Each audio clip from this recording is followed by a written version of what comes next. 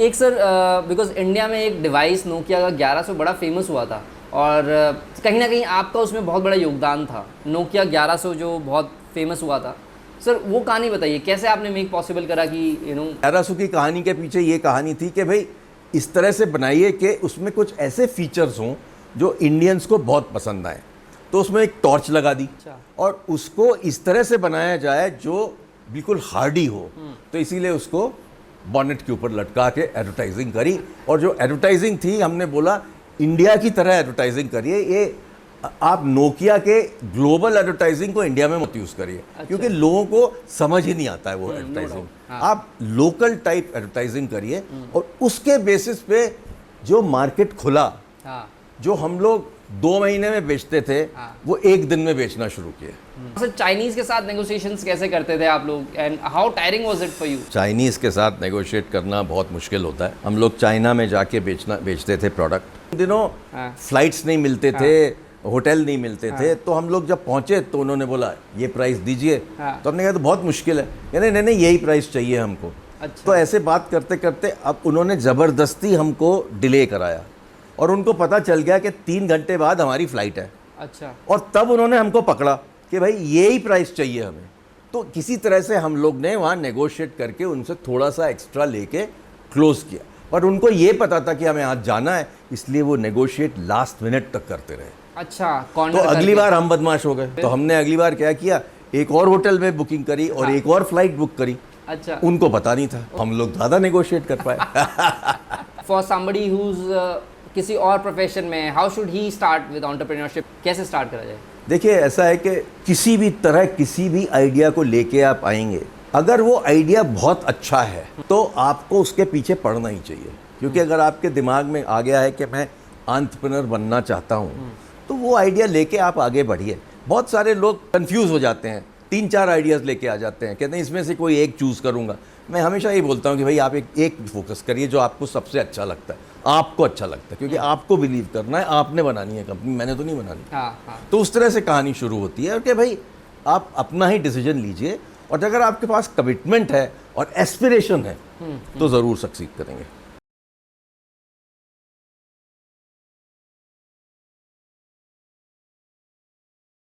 आज जो हमारे साथ हैं, in short he is called as the father of Indian hardware.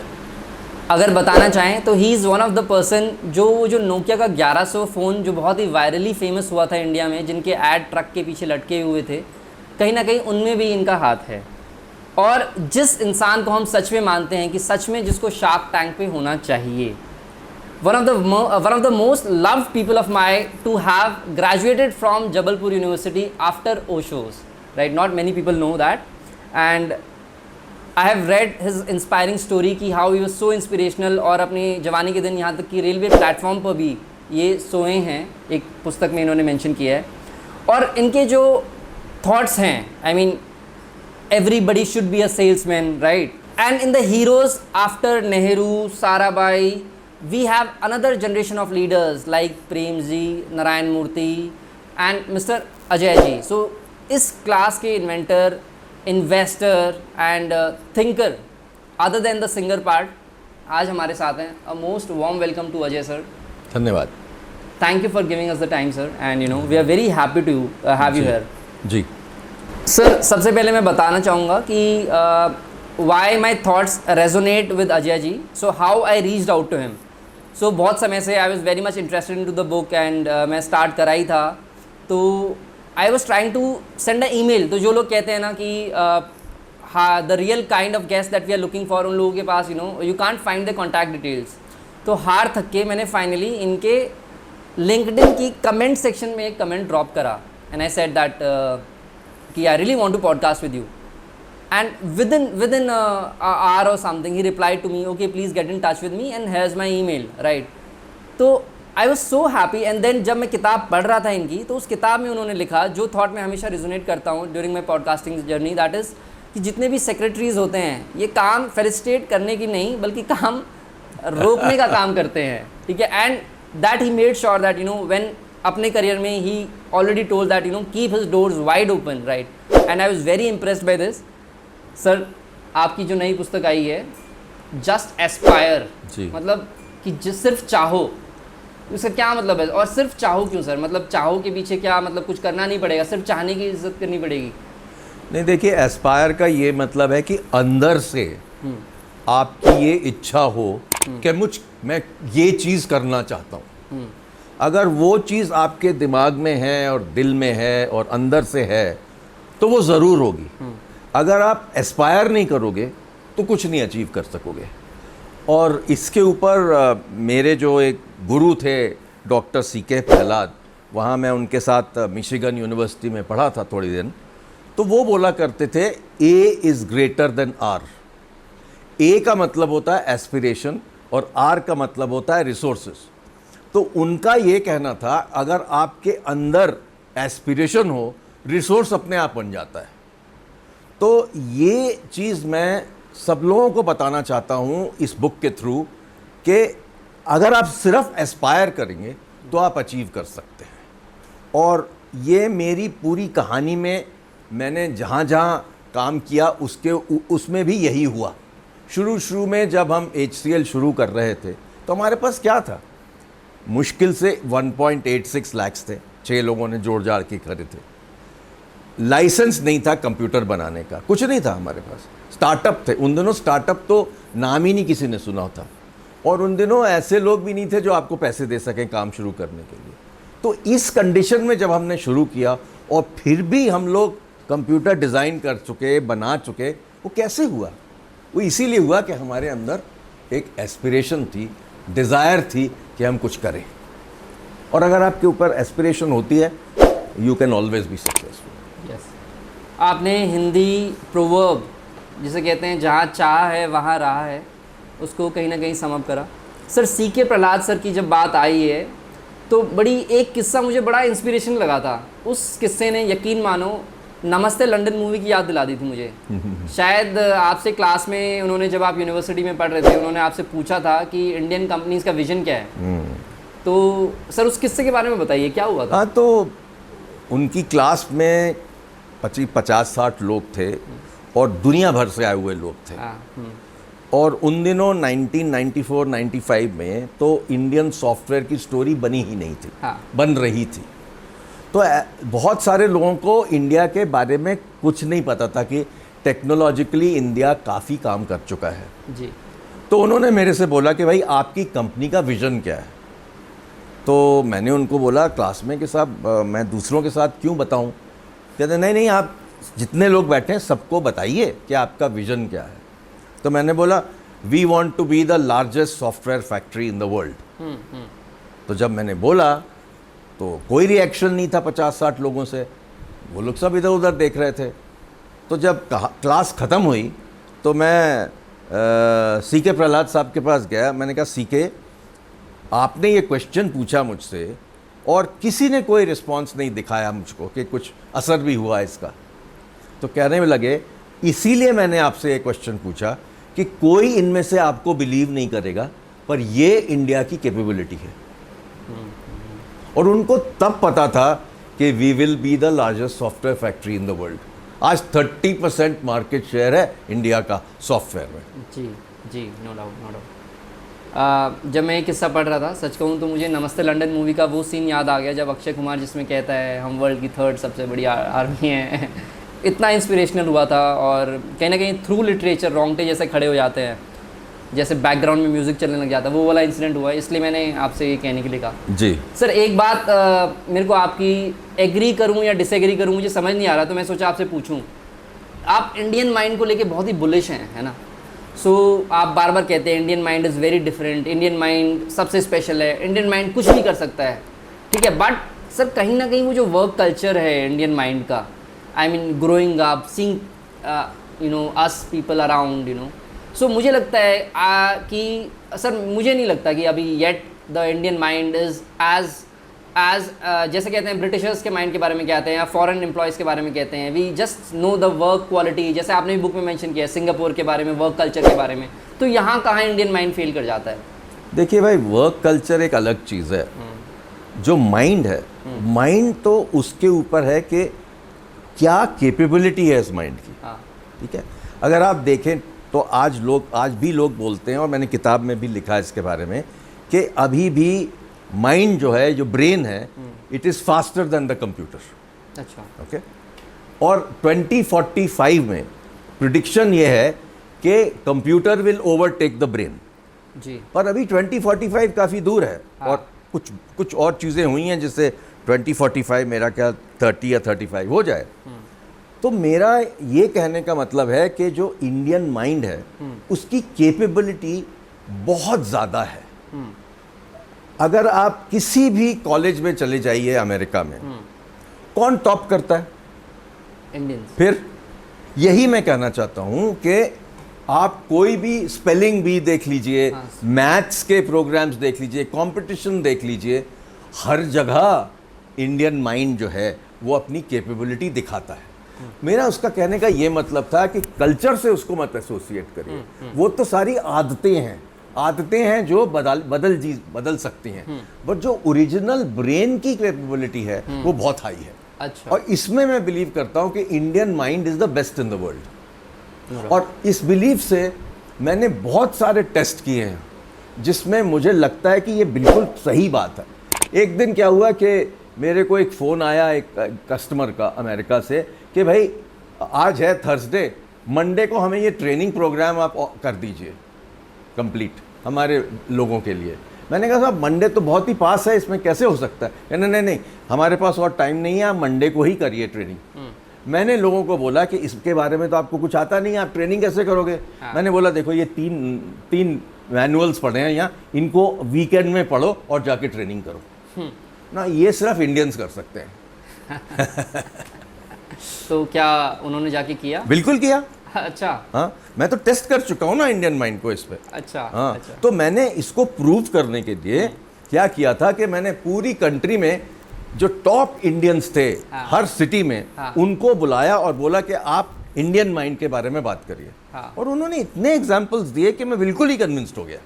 अच्छा, आप कन्विंस भी हो गए और एज अ सेल्स पर्सन अपनी बुक के थ्रू हम सबको भी कन्विंस कर रहे हैं। जी। ठीक है, और हम अपनी कैपेबिलिटीज़ में उसको मान रहे हैं and I am feeling very convinced. Sir एक आपकी फ़ोटो है विद बिल गेट्स जिसमें आप उनको ऐसे देख के, बड़ी फनी सी फोटो है वो। बट देन क्योंकि the world wants to know right कि आप फिर उनके घर पे गए थे एक बार बिल गेट्स के घर, एंड जब मैंने अनाउंस करा कि you are going to come, so what are the things, so somebody just mentioned कि बिल गेट्स का घर जिसने देखा हुआ अंदर से, उसके बारे में सर कुछ बताइए। देखिए ऐसा है कि जाने के पहले जिस तरह से आपने आज के लिए रिसर्च करी, मैंने भी रिसर्च करी। हाँ। तो मैंने पता किया था कि घर में क्या क्या होता है, तो उसके बारे में मुझको सब कुछ पता था। तो जब हमको वो ले जा रहे थे, वो एक छोटा सा एक बड़ी सी बोट थी। हाँ। और उसमें हम सबको वो लोग ले जा रहे थे, मी एंड माई वाइफ और बहुत सारे लोग। तो जब हम उनके घर पे पहुँचे तो एक तरह से सामने बीच थी। हाँ।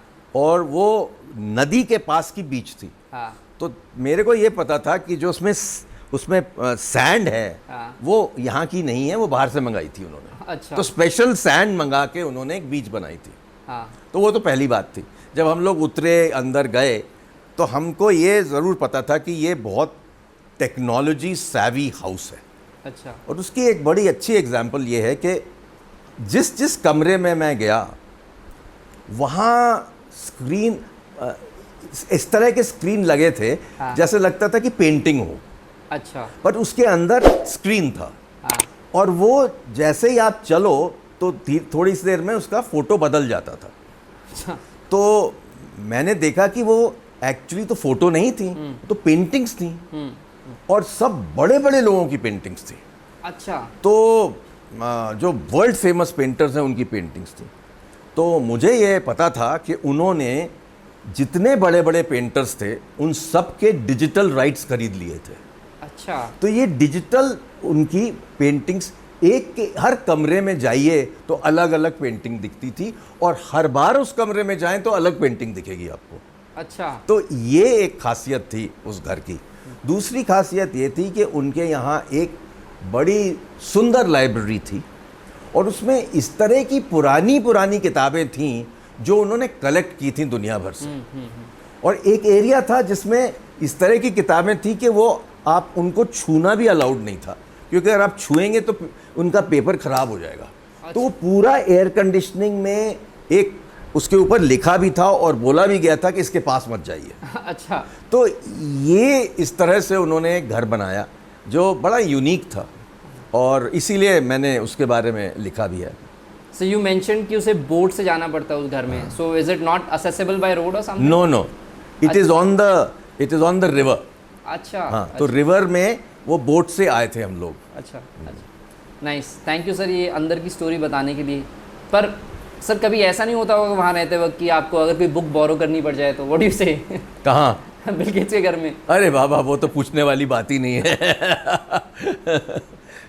बट यही है कि उनकी जो बात करने का तरीका है बड़ा सिंपल है। हाँ। और एक तरह से लगता है कि he is boy next door. That's the way I have always felt. जितनी मैं तो उनसे बहुत बार मिल चुका हूँ, तो उस तरह से हमेशा ऐसे ही लगता था कि भाई नेक्स्ट डोर के बंदे हैं। हाँ। और उनसे जब भी बात करो तो बड़ा मज़ा आता था उनसे बात करने में, क्योंकि हर बार उनसे क्वेश्चन पूछो तो वो इतना डिटेल में बताते थे टेक्नोलॉजी के बारे में कि बहुत ही अच्छा लगता था। हाँ हाँ, नो डाउट। उसी प्रकार से जैसे आप हमें बता रहे हैं, ठीक है, सो डिटेल्ड। एक सर बिकॉज इंडिया में एक डिवाइस नोकिया का 1100 बड़ा फेमस हुआ था, और कहीं ना कहीं जो असेसिबिलिटी या अवेलेबिलिटी है सब लोगों के लिए वो पॉसिबल हो पाई हर इंडियन के पास, और कहीं ना कहीं आपका उसमें बहुत बड़ा योगदान था। नोकिया 1100 जो बहुत फेमस हुआ था, सर वो कहानी बताइए, कैसे आपने मेक पॉसिबल करा कि यू नो? शुरू में जब हम लोग नोकिया को इंडिया में लाए थे तो हम उनके पेजर्स मैन्युफैक्चर करते थे और बेचते थे। उसके बाद जब टेलीकॉम रेवोल्यूशन शुरू हुई और बहुत सारे सर्विस पार्टनर्स आ गए, जैसे एयरटेल वगैरह शुरू हुए, ये करीब 95-96 में शुरू हुए, और उन दिनों तो नोकिया कुछ खास लोग जानते नहीं थे। तो करीब 4-5 साल तक तो मेरा एक छोटा सा डिवीज़न था जहाँ पर नोकिया के लोग कुछ आते थे और बेचते थे, और कुछ मेरे को उससे मतलब नहीं था क्योंकि वो बहुत छोटा बिजनेस था हमारे लिए। तो जो करीब 2000 के आसपास एक दिन वो एक टीम आने वाली थी नोकिया से, तो मेरे लोगों ने बोला साहब इस बार आप ज़रूर मिलिए उनसे, क्योंकि आप कभी भी नहीं मिलते। मैंने कहा मैं मिलूं क्यों भैया, इतना छोटा बिजनेस है, मेरे को कोई टाइम नहीं है इन सब के लिए। कह रहे नहीं आप मिलिए ज़रूर। तो मैं मिला उनसे। तो जब बातचीत हो रही थी तो मैंने उनसे बोला देखिए आपका जो प्रोडक्ट है वो इंडिया के लिए सूटेबल नहीं है। 16,000 में कौन फ़ोन खरीदेगा, और ऊपर से कॉस्ट ऑफ कॉलिंग इतनी हाई है इंडिया में कि लोग खर्चा नहीं करेंगे। तो बात करते करते फिर उन्होंने बोला अच्छा आपकी क्या एडवाइस है? तो मैंने कहा देखो यार आप इसको बढ़ाना चाहते हो तो एक 9,900 पे आप एक प्रोडक्ट लाइए। अच्छा। तो कहते हैं अरे बाबा 16,000 के बाद 9,900 हम लोग कैसे कर सकते हैं? तो मैंने कहा देखिए आप सोच लीजिए, क्योंकि इस तरह से आपका बिजनेस तो आगे बढ़ेगा नहीं, और हमको भी कोई खास इंटरेस्ट नहीं है क्योंकि ये बहुत छोटा बिजनेस है हमारे लिए। तो ठीक है, 3 हफ्ते बाद उन्होंने जवाब दिया कि एग्री कर गए, 9,900 पे एग्री कर गए। अच्छा। तो हमने बोला ठीक है, हमने बोला इतने हम बेचेंगे और इसका इंतज़ाम कर लीजिए आप। तो जब हमने बेचना शुरू किया तो करीब उसके 3 या 4 टाइम्स हमने बेच दिया। हाँ। तो वो लोग तो बहुत खुश हो गए। तो करीब 3 महीने बाद फिर वापस आए और बोलते हैं कि हम चलो इसको सेलिब्रेट करते हैं, इतना अच्छा आपने कमाल कर दिया। हाँ। बहुत बढ़िया बिक गया। हाँ। तो बातचीत करने के बाद करीब 1-1.5 घंटे बाद हम लोग अंदर एक कमरे में गए। हम लोग ओबरॉय के टॉप रूफ में थे। तो हम लोग एक कमरे में बैठे और उन्होंने पूछा इसके बाद अब क्या करना चाहिए। तो मैंने कहा आप देखिए अगर आपने 9,900 पे इतना अच्छा सक्सेस मिला है हमें, तो हमें मार्केट को और ज़ोर शोर से खोलना चाहिए और सबके पहले खोलना चाहिए जिससे लोग हमको पकड़ ही नहीं पाए। तो बोलते क्या करना चाहिए? मैंने कहा इसको अब आप 6,900 पे निकालिए। अच्छा। तो इस तरह से कहानी शुरू हुई कि भाई 6,900 पे एक प्रोडक्ट लाएं और उसको बेचें। तो उस बेसिस पे सारे प्राइस बदले, इंडिया में मॉडल्स बदले, और इसी तरह 1100 आया। और 1100 की कहानी के पीछे ये कहानी थी कि भाई इस तरह से बनाइए कि उसमें कुछ ऐसे फीचर्स हों जो इंडियंस को बहुत पसंद आए। तो उसमें एक टॉर्च लगा दी। अब वो टॉर्च का फ़ायदा ये हुआ कि वो एक ट्रक ड्राइवर रात को अगर उतरता है तो उसके पास फ़ोन भी है और टॉर्च भी है। अच्छा। और उसको इस तरह से बनाया जाए जो बिल्कुल हार्डी हो, तो इसीलिए उसको बॉनेट के ऊपर लटका के एडवर्टाइजिंग करी। और जो एडवर्टाइजिंग थी, हमने बोला इंडिया की तरह एडवर्टाइजिंग करिए, ये आप नोकिया के ग्लोबल एडवर्टाइजिंग को इंडिया में मत यूज़ करिए, क्योंकि लोगों को समझ ही नहीं आता है वो एडवर्टाइजिंग। आप लोकल टाइप एडवर्टाइजिंग करिए, और उसके बेसिस पे जो मार्केट खुला, जो हम लोग 2 महीने में बेचते थे, वो 1 दिन में बेचना शुरू किए। और उसमें मैंने एक और इनोवेशन करी थी, वो ये थी कि मैं सबको बोलता था कि आपका आज का रन रेट क्या है। तो जिस तरह से वनडे इंटरनेशनल में होता है, एक रन रेट होता है, मैंने कहा आज का रन रेट इतना है। उसका मतलब ये था कि हर सेल्स के पास, बंदे के पास एक दिन का टारगेट था। अच्छा, आज कितना बेचना है। उसके पहले हमारा टारगेट होता था क्वार्टरली, मैंने उसको डेली कर दिया। अच्छा। और जब डेली किया तो मार्केट तो कंप्लीटली खुल गई, और उसके 2 साल बाद हमारी total size of market 8,000 crore हो गई, और हम दुनिया में सबसे बड़े कस्टमर बने नोकिया के। Yes. But then I mean Nokia की स्टोरी, शायद भारत में कोई अभी तक ऐसा नहीं होगा जिसके पास नोकिया का फ़ोन नहीं होगा कभी भी। इतनी मैसिव स्टोरी थी, और इसलिए ये स्टोरी स्पेशल है। सर, एक मूवी बड़ी वायरल हुई थी इंडिया में, मूवी नहीं वर्ल्ड में ही, वुल्फ ऑफ वॉल स्ट्रीट, और उसमें एक डायलॉग बड़ा फेमस था, सेल मी दिस पेन।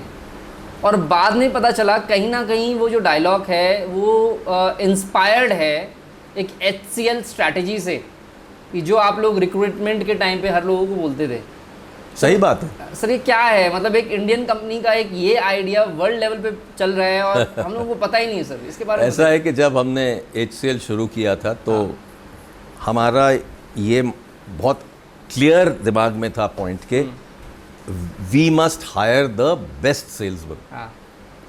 तो सबसे पहले हम उनके इस तरह से टेस्ट करते थे, जिस टेस्ट के थ्रू हमें पता चलता था कि उनकी मोटिवेशन क्या है, और हम लोग अचीवमेंट मोटिवेशन के ऊपर ही लोगों को लिया करते थे। तो टेस्ट करके हमने ले लिया। अब उसके बाद जब उनका एक्चुअल इंटरव्यू करना था, तो हम उनको ऑन द स्पॉट टेस्ट करते थे कि उनकी सेल्स कैपेबिलिटी क्या है। तो हम उनको बोलते थे कि साहब ये है पेन, ले लिए और इसको हमारे को बेच के दिखाइए।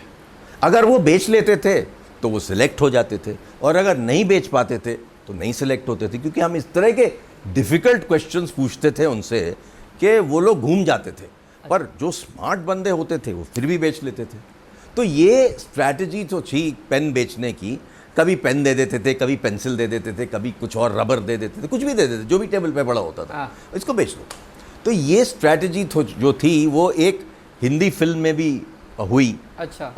रॉकेट सिंह करके एक फिल्म थी, और उसका जो स्क्रिप्ट राइटर था वो शायद XHCL था। अच्छा। तो उसको पता था इस कहानी के बारे में। अच्छा। और वहाँ से बॉलीवुड हॉलीवुड कैसे चली गई ये मुझसे मत पूछिए।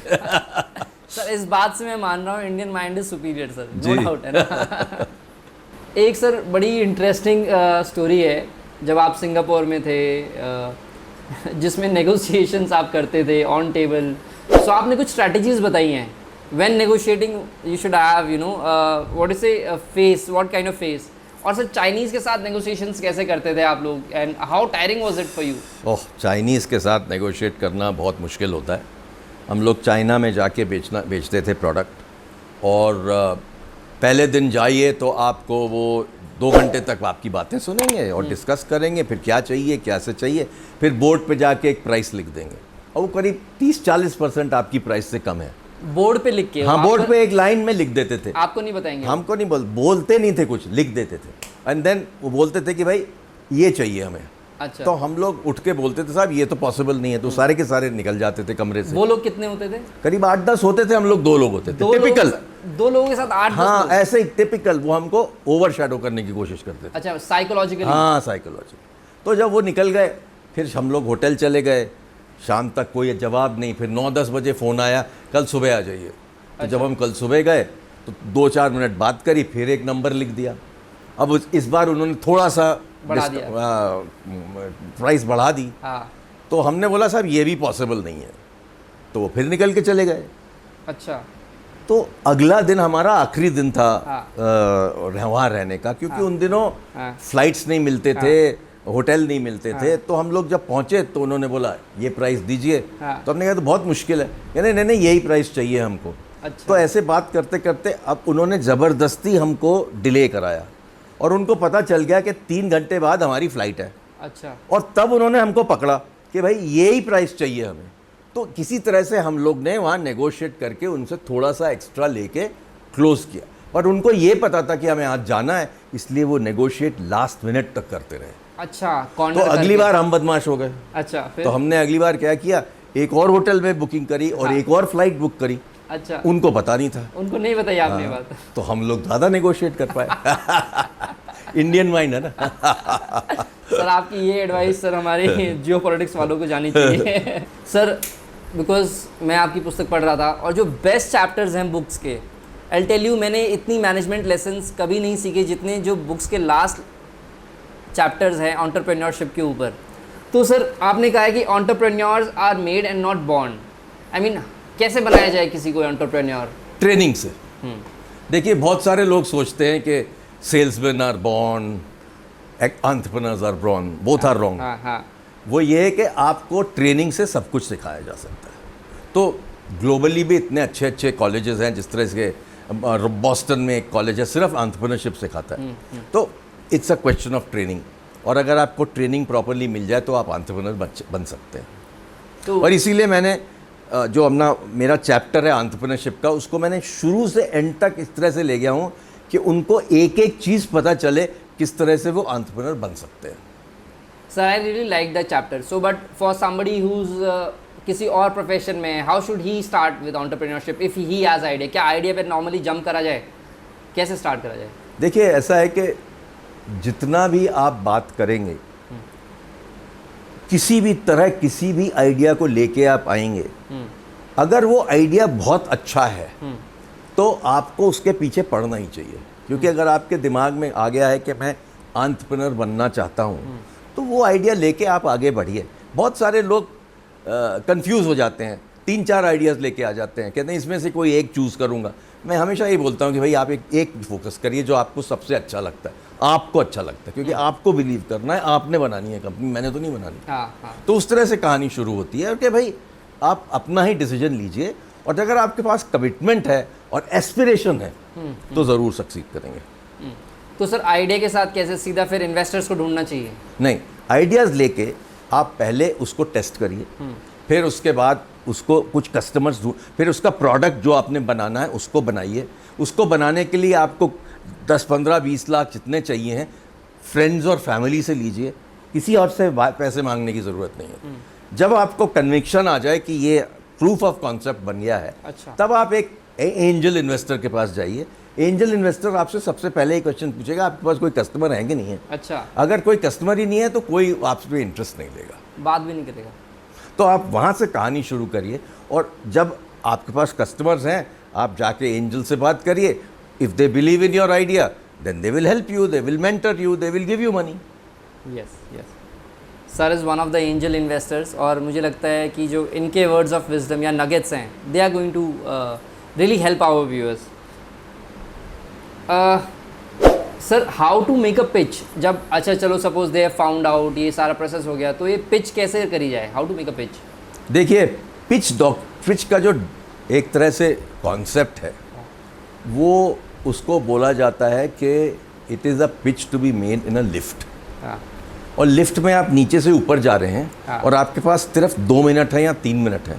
उस 3 या 4 मिनट में आपको अपनी कॉन्सेप्ट को इस तरह से कम्युनिकेट करना है कि वो कन्विंस हो जाए 4 मिनट में।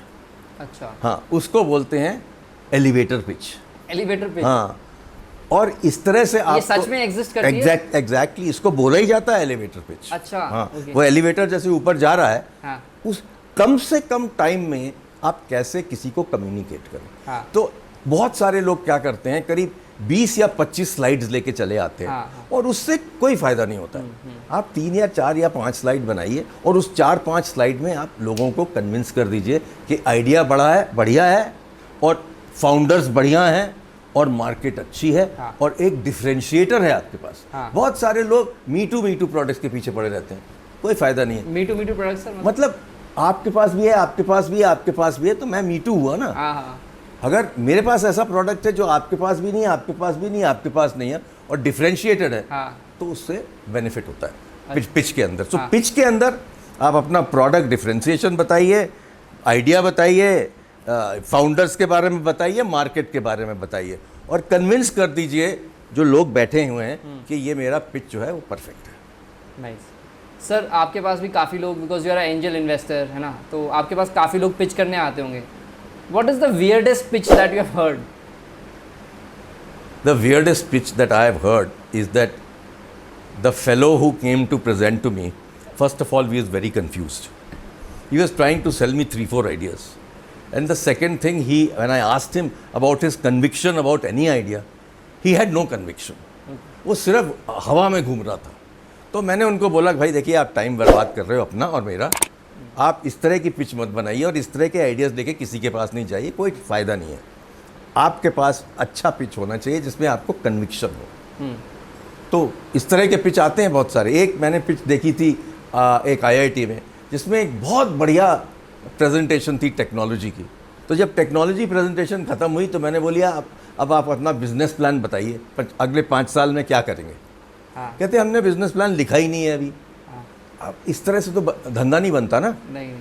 आपके पास ग्रेट प्रोडक्ट है, अगर आपके पास बिजनेस प्लान नहीं है तो कुछ नहीं फ़ायदा। और जैसे मैंने किताब में भी लिखा है, इस तरह से चलते रहेंगे तो सक्सेसफुल नहीं होंगे। हाँ। तो जब वो लोग अच्छा सा एक अकाउंटेंट रख लेते हैं, फाइनेंस गाय रख लेते हैं, तब जाके उनके नंबर्स ठीक बनते हैं। और तीसरी चीज़ बड़ी इंपॉर्टेंट होती है कि कंप्लायंसेस। आजकल का जो ROC है, जैसे कॉर्पोरेट अफेयर्स की मिनिस्ट्री है, वो बड़े स्ट्रिक्ट हैं। वो चाहते हैं कि आपकी रिपोर्ट्स बिल्कुल टाइम पे आएँ, सारे आपके अकाउंट्स फाइनलाइज हों और जो आपने कमिटमेंट दी हुई है हर चीज़ के लिए वो मीट करें। तो वो कंप्लायंसेस भी हम लोग चेक करते हैं। तो ये तो एक तरह से स्टैंडर्ड्स की बात हो गई। दूसरी चीज़, हम लोग जब इन्वेस्ट कर लेते हैं तो हम उनको ऐसे नहीं छोड़ते। कुछ लोग मिल के उनको मेंटर करते हैं। अच्छा। हाँ, इंडियन एंजल नेटवर्क से मेंटरिंग सबसे बड़ी चीज़ होती है और उस मेंटरिंग को हर महीने मेंटरिंग होती है उनकी, अगले 2-3 साल। हर महीने नहीं तो हर दूसरे महीने, और उनके साथ बैठ के उनको हेल्प करके हम लोग आगे ले जाते हैं। और उनके कोई कनेक्शंस चाहिए, उनको कहीं सेल करना है, जैसे वो चाहते हैं कि भाई हिंदुस्तान लीवर किसे हमको इंट्रोड्यूस कराइए, कोई ना कोई हमारे यहाँ ऐसा मेंबर होगा जो उसको हिंदुस्तान लीवर से इंट्रोड्यूस करा देगा। अच्छा। तो कनेक्शंस बनवाते हैं, टेक्नोलॉजी इनपुट्स देते हैं, बिजनेस इनपुट्स देते हैं। सबसे बड़ी चीज़ होती है बिजनेस मेंटरिंग। Business mentoring.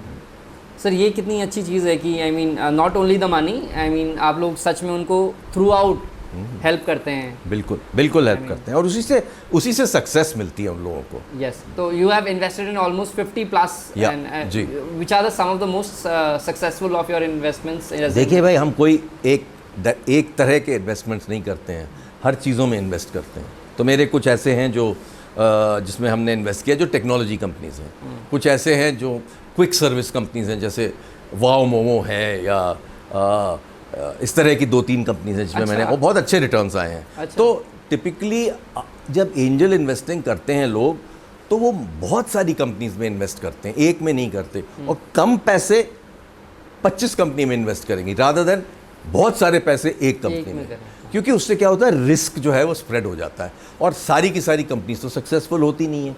10 में से 2 या 3 बहुत सक्सेसफुल होती हैं, 2 या 3 एवरेज सक्सेस होती है, बाकी तो मर जाते हैं। अच्छा सर, आपका जो कोर प्रिंसिपल मुझे पता चला या बुक में था, you focus a lot on humans, on people, right? काफ़ी बार आपने एम्फसाइज करा as the people who are hiring people, the normal people don't tend to give people the importance, right? But मैंने आपकी बुक से जाना, सो एक चीज़, my orientation completely change towards my staff, you know, and I was always think that I was nagging कि ये काम नहीं कर रहा है, वो काम नहीं कर रहा है, ये क्यों नहीं हो रहा है, वो काम नहीं हो रहा है। सर आपकी बुक की एक कोटेशन है, I really like that, it's like get excellent results from ordinary people, right? तो sir how to develop a team, how to grow the people, इसके ऊपर कुछ बताइए सर, आपने काफ़ी बोला हुआ है। देखिए भाई, ऐसा है कि हमारी हार्डवेयर बिजनेस में मार्जिन्स बहुत कम होते थे। हाँ। तो हम लोग महंगे लोग तो रख नहीं सकते थे। हाँ। We would have average salaries. हाँ। बट जो एवरेज के सैलरीज होती हैं, इसका ये मतलब नहीं है कि लोग भी एवरेज होते हैं।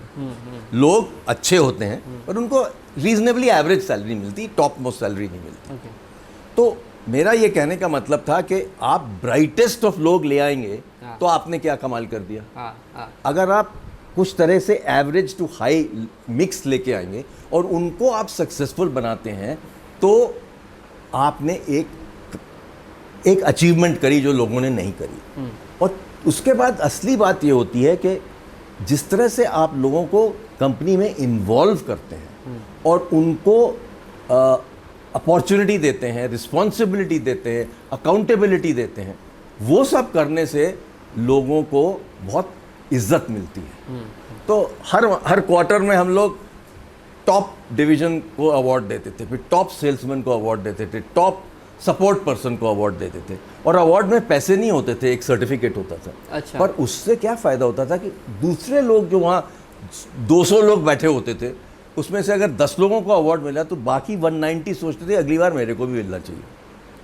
तो एक एस्पिरेशन बन जाती है। अच्छा। तो उस तरह से लोगों को ड्राइव किया जाता है और लोगों को बहुत क्लोजली मॉनिटर करके, फैमिली की तरह ट्रीट करके आगे ले जाते थे हम लोग। एक आपने सर इंसिडेंट मेंशन किया दैट एवरी मंथ और every 6 months you would go around shake hands with the people of your company and वो मैं हर न्यू ईयर पे करता था और करीब नोएडा में करीब 1000 लोग होते थे।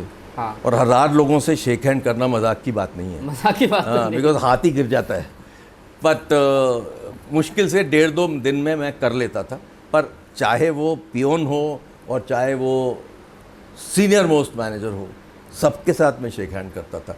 तो हर साल वो लोग मेरे लिए वेट करते थे कि अरे इस साल अभी तक आए नहीं साहब मिलने। तो you would go to their places और you would call their places in every I had the offices were spread out. There were about 8 or 10 offices. I went to every office. So do you know Donald Trump recently followed the same strategy? अच्छा। हाँ। So हमसे सीखा होगा। no doubt. I cannot deny it. है ना? So I'll tell you what happened. एक meme चल रहा है virally. So Donald Trump goes to एक आर्मी का फंक्शन है and there are 2000 people in that. And he's like, I can normally stand for a photo shoot and shake hand with the commander or something. But then I promise to shake hand with every one of you. But उनकी strategy फिर भी आप जैसी नहीं थी. I just asked this question क्योंकि आप you would go there to their places, shake hand with the company and to take days or something. So what he did was he told that everybody would come from left, right, center and he would shake hands. और एक minute में he's shaking hands and he's completing the entire thing. Right? So I feel that yes. उन्होंने हाथ हिलाया but पैर नहीं हिलाया।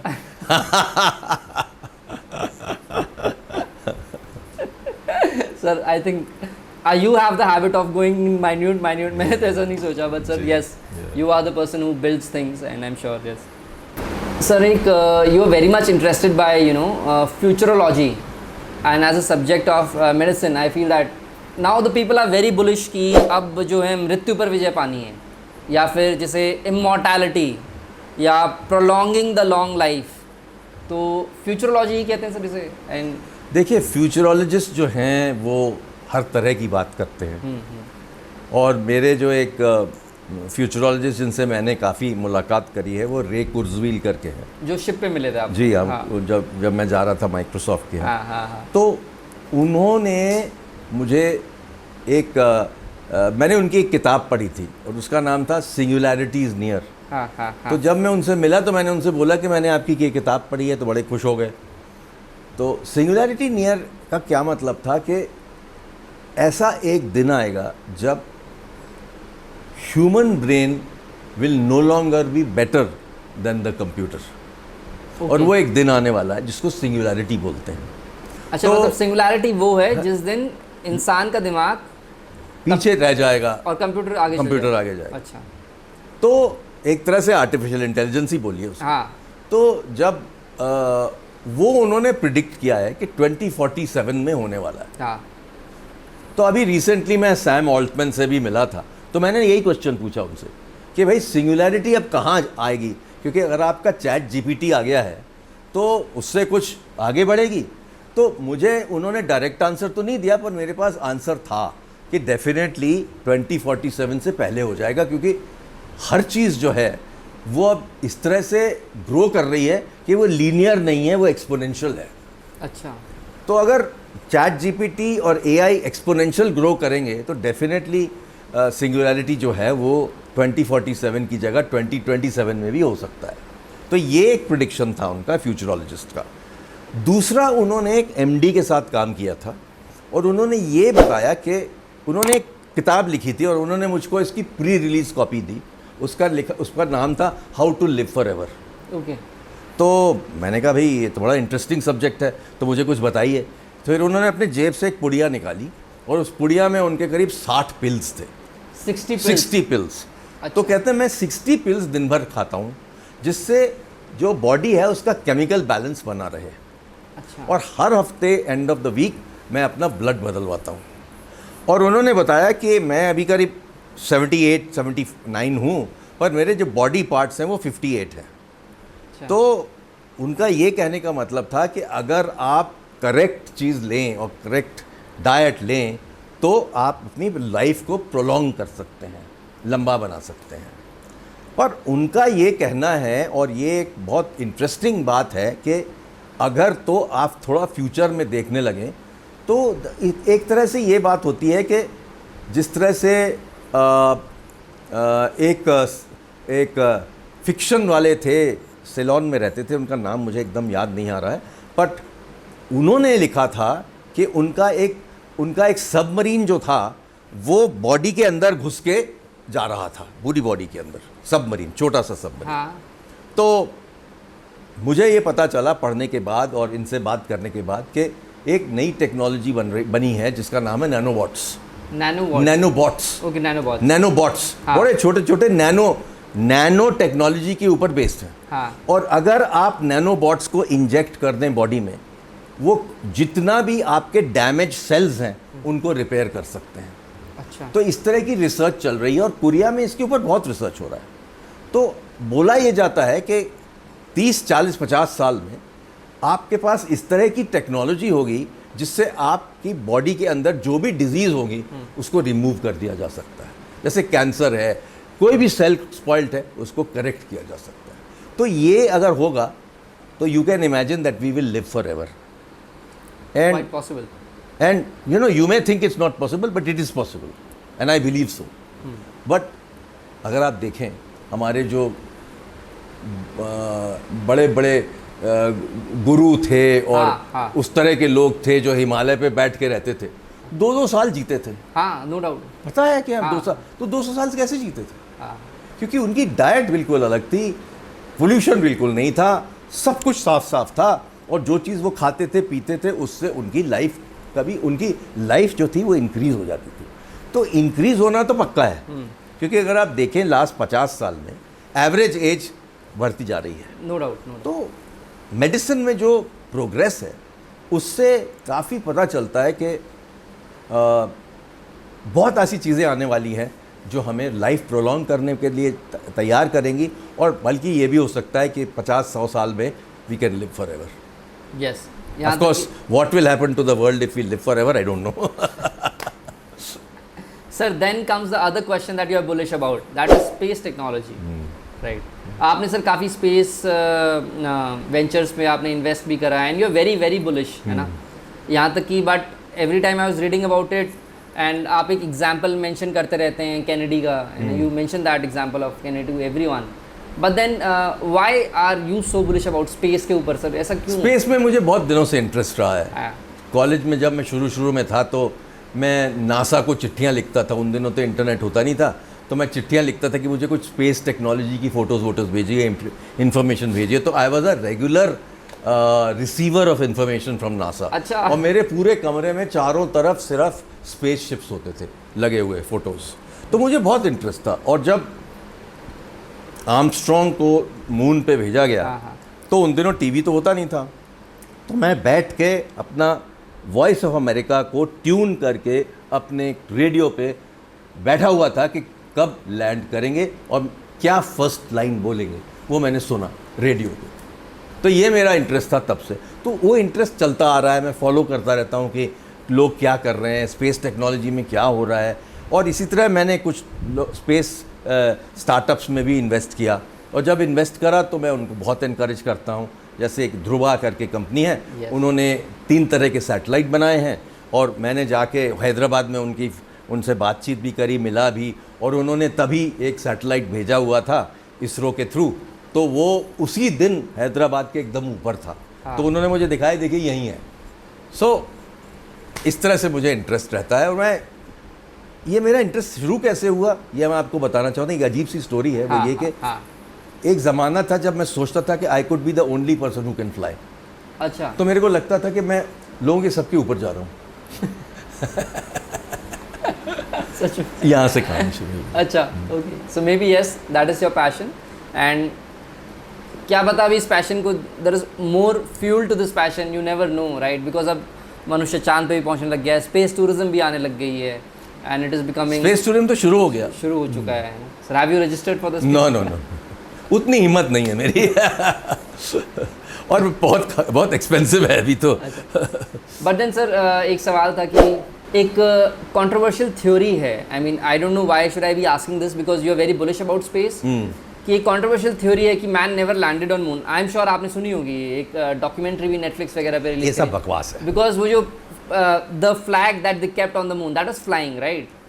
तो दैट फ्लैग, नहीं, ये सब तो बकवास है। अच्छा। इसका बिल्कुल क्लियर प्रूफ है। अच्छा, there is no doubt proof, but there is a controversial theory regarding it. नहीं, हर चीज़ पे कंट्रोवर्सी है। अब जब देखिए कि वो ट्विन टावर्स तो उड़े ही नहीं थे, वो अमेरिका ने खुद उड़ा दिया, ये सब बेकार की बातें हैं। These are all conspiracy theories. So now coming to the question of the year or this decade, that is the semiconductor race. Everybody wants to know ये semiconductor हैं क्या, and why should we be very much concerned about the semiconductor race? देखिए, ऐसा है कि मैंने तो करीब 20-25 साल पहले, जब मैंने बहुत सारी रिपोर्ट्स लिखी है गवर्नमेंट के लिए, जी सर, और मैं शुरू से ये बोलता रहा हूँ कि सेमीकंडक्टर्स हमें ज़रूर बनाने चाहिए। क्यों बनाने चाहिए? क्योंकि we are a large country, yes, and once we are a large country, large population, our demands are high. So if we have such a large demand for semiconductors, there's no sense in importing everything. yes, We should make it ourselves. और ये जब Covid हुआ तो सबको पता चला कि semiconductor shortage से 250 कंपनीज थी इंडिया में, 250 इंडस्ट्रीज थी इंडिया में जो इम्पैक्ट हो गई, क्योंकि माइक्रो प्रोसेसर नहीं आ रहा था। तो तब से गवर्नमेंट ने भी बहुत अच्छे प्रोग्राम्स बनाए हैं, और मेरा ये बिलीफ है कि जो प्रोग्राम्स बने हैं उनसे सेमीकंडक्टर्स की फैक्ट्री ज़रूर लगेंगी। 4 या 5 साल में आपको 1-2 बड़ी फैक्ट्री मिलेंगी और 2-3 छोटी फैक्ट्रीज मिलेंगी जो कंपाउंड सेमीकंडक्टर्स की होंगी, और उस तरह से पैकेजिंग यूनिट्स भी बनेंगी। एक पैकेजिंग यूनिट तो अभी शुरू होने वाली है। तो मेरा ख्याल है कि सेमीकंडक्टर्स होंगे।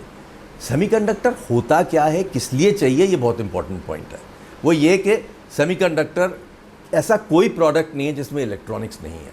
आप बहुत कम प्रोडक्ट्स ढूंढ सकते हैं जिसमें इलेक्ट्रॉनिक्स नहीं है। तो जब इलेक्ट्रॉनिक्स हर चीज़ में है तो हमें सेमीकंडक्टर्स में होना बहुत ज़रूरी है, क्योंकि हमें किसी भी कंट्री पे डिपेंडेंट नहीं होना चाहिए जी। और इसीलिए चाइना बहुत आगे बढ़ गया, सब लोग उसके ऊपर डिपेंडेंट हो गए, अमेरिका भी डिपेंडेंट हो गया। अब अमेरिका ने रियलाइज़ किया कोविड के टाइम कि उनकी जो पूरी सेमीकंडक्टर इंडस्ट्री वो तो बाहर चली गई, वो तो कुछ भी नहीं बनाते। तो अब उन्होंने जाके एक बड़ा भारी प्रोग्राम शुरू किया है सेमीकंडक्टर्स बनाने का, और एक कोटेशन है जो उनके एक इंटेलिजेंस के जो चीफ थे सेनेट में, उन्होंने बोली थी, the next wars will be fought with semiconductors. अच्छा, it is true. okay, If you don't have semiconductor control, you are going to be in trouble. that's why you are already foreseeing it and already telling us, Yes. right? Sir, बचपन में एक story थी कि आप you met Nehru when you were very young, है ना, and plus Nehru ji really had that charm and charisma, Yeah, right? yeah. तो उस मोमेंट के बारे में, because we were not there, but then how was he as a person and what was the incident जब Oh, he आप- was fantastic. Look, Nehru ji तो जिससे भी बात करते थे उनको चार्म कर देते थे, तो उनकी तो वो एक तरह से उनका आउटलुक ही ऐसा था। और दूसरी चीज़, वो अगर वो बच्चों से बात करते थे तो बच्चा बन जाते थे, जब बड़ों से बात करते थे तो बड़े बन जाते थे, तो वो उनकी एक स्पेशल चीज़ थी। इसीलिए तो उनके नाम पे चिल्ड्रंस डे मनाया जाता है। जी, और जब वो उन दिनों हमारे घर आए थे इंदिरा गांधी के साथ, तो जब उनकी गाड़ी आ रही थी तो उसके सामने बहुत सारी मोटरसाइकिल्स थी, क्योंकि वो तो उनको मोटरकेड बनता है ना पूरा। तो जब उन्होंने मोटरकेड के साथ आए तो मैंने उनसे पूछा, साहब ये तो बहुत बड़ी फटफटी हैं आपके पास, कहते तुमको भी चाहिए, मैंने तुमको भेजूंगा एक दिन। तो इस तरह से बात करी उन्होंने। फिर मैंने देखा कि उनके हाथ में कुछ चोट लगी हुई थी, तो मैंने पूछा ये कैसे लग गया आपको, क्या हो गया? अच्छा। कहते ये दरवाजे के बीच में आ गई ड्राइविंग के बाद। अच्छा, तो ऐसा सच इस में तरह हुआ? की प्यारी सी बातें उन्होंने करी। मैंने उनको एक लाल फूल भी दिया था, मुझे याद है। हाँ, आपकी एज कितनी थी उस टाइम पे? करीब 4-5 साल का होऊंगा मैं। अच्छा, and you were this present in mind set कि मैं नेहरू जी से बात कर रहा हूँ या नहीं बात कर रहा हूँ? पता ही नहीं मुझे, इतने छोटे थे हम। डर क्या है, when you are young you have no fear. Yes yes. और आपने फेयर के ऊपर एक कोटेशन भी जी, बोली है कि फेयर सिखाया जा सकता है, और उसी प्रकार से जैसे बचपन में फेयर सिखाया जा सकता है, उसे बाहर भी निकाला जा सकता है। बिल्कुल। सर, एक आपने बात करी थी कि when you were celebrating your anniversary, शायद एक रेस्टोरेंट में आपको शशि कपूर जी मिल गए थे, ठीक है, और फिर जब आपको पद्म भूषण मिला, एंड उस टाइम पे भी Shashi Kapoor got Padma Bhushan with you, right? जी। तो did you really manifest, I mean something कि देखिए, these are all stars are aligned at one particular time. होता है इस तरह से। जब मेरा एंगेजमेंट हुआ था तो मैं उनसे मिला, और उसके बाद जब पद्म भूषण मिला तो उस टाइम भी मिला। Sir, I mean tell us about your reading, how do you research, and just that part last की, मतलब आप in a day, because of the person that you are, how do you spend time reading? Because आज भी आप लोग पढ़ते हैं या नहीं पढ़ते हैं? बहुत पढ़ता हूँ मैं तो। और मैं बहुत सारे लेक्चर्स देता हूँ, और हर बार अलग अलग सब्जेक्ट पे लेक्चर देता हूँ, जिसके बारे में मुझको शायद पूरा ना भी पता हो। पर मैं बहुत अच्छे से रिसर्च करता हूँ, जाके लिखता हूँ, उसके बारे में सोचता हूँ, उसके ऊपर एग्जाम्पल्स बनाता हूँ, जिससे लोगों को कम्युनिकेट करने में आसानी हो। तो इस तरह से रिसर्च तो मैं बहुत करता हूँ। दूसरी चीज़ ये कि मैं किताबें बहुत पढ़ता हूँ, हर किस्म की किताबें पढ़ता हूँ। So you go through book recommendations और सीधा कोई उठा लेते हैं? नहीं, जो मुझे पसंद आता है वो खरीदता तो हूँ। कैसे दुकान के बाहर जाके वॉच आउट द बुक? हाँ, जो मुझे पसंद आ जाती है मैं खरीद लेता हूँ। Okay, nice. And you spend how many hours reading? 2-3 घंटे तो हो ही जाते हैं मिनिमम एवरी डे? हाँ, पर हर तरह की चीज़ों में, ऑनलाइन काफ़ी, और ऑफलाइन रात को सोने के पहले तो आधा एक घंटा तो मेरा पढ़ना बहुत ज़रूरी है। अच्छा। सुबह तो उठ के न्यूज़पेपर पढ़ता हूँ। Yes. Finally, we are coming to the end of the program, and it has been very encapsulating to listen to you and your views, sir. And final, a message to the youth of today as to what should their passion be and should their dream be, and how to take their lives forward. अगर आपको success चाहिए तो उसके लिए कुछ चीज़ें बहुत important होती हैं। सबसे पहले, अगर आपको कोई आइडिया हो आपके पास, उसमें आप टोटल बिलीफ के साथ जाइए आगे। ऐसे नहीं कि आधा पक्का काम करना, अच्छे से बिलीव करिए कि ये मैं करूँगा। दूसरी चीज़ ये होनी चाहिए कि आप में पैशन होना चाहिए कि इस पैशन से मैं इसको ज़रूर आगे ले जाऊँगा, चाहे जो हो जाए मैं इसको सक्सेस बनाऊँगा। और उस तरह की जो एस्पिरेशन की बात मैंने किताब में करी है कि अगर आपके अंदर एस्पिरेशन है तो आप ज़रूर सक्सीड करेंगे। और तीसरी चीज़ मैं ये बोलना चाहूँगा कि जो भी चीज़ आप कर रहे हैं, गिव अप नहीं करिए। अच्छा। और उसको अपने टेनेसिटी से आगे ले जाइए, और उसमें आप इस तरह से काम करिए कि लिटरली आप 24/7 काम करिए, जिससे आपको सक्सेस मिले। ऐसा नहीं कि बीच में छोड़ के चल पड़े। तो इस तरह से कमिटमेंट बहुत ज़्यादा चाहिए, बिलीव ज़्यादा चाहिए, एस्पिरेशन चाहिए, वो बहुत ज़रूरी है। But because of the distractions that are ever so present, the youth gets very confused. 2-3 aspirations हो जाती हैं कई बार लगता है ये भी होना चाहिए, वो भी होना चाहिए। आई मीन इसमें एक चीज़ पे फोकस करिए, वन थिंग। तो how should he B choosing one thing? He should decide, it's his और हर डिसीजन कि भाई किस चीज़ में मुझे टाइम लगाना है, और उसी पे डिसाइड करके आगे बढ़िए। कंफ्यूज नहीं रहिए लाइफ में, फोकस करिए बिल्कुल। Thank you for giving us your valuable time, sir. And आपने पूरा honestly, you really opened up and try to enlighten us, and we are very thankful for this. मैं आपसे मिलके बहुत अच्छा लगा। Thank you so much.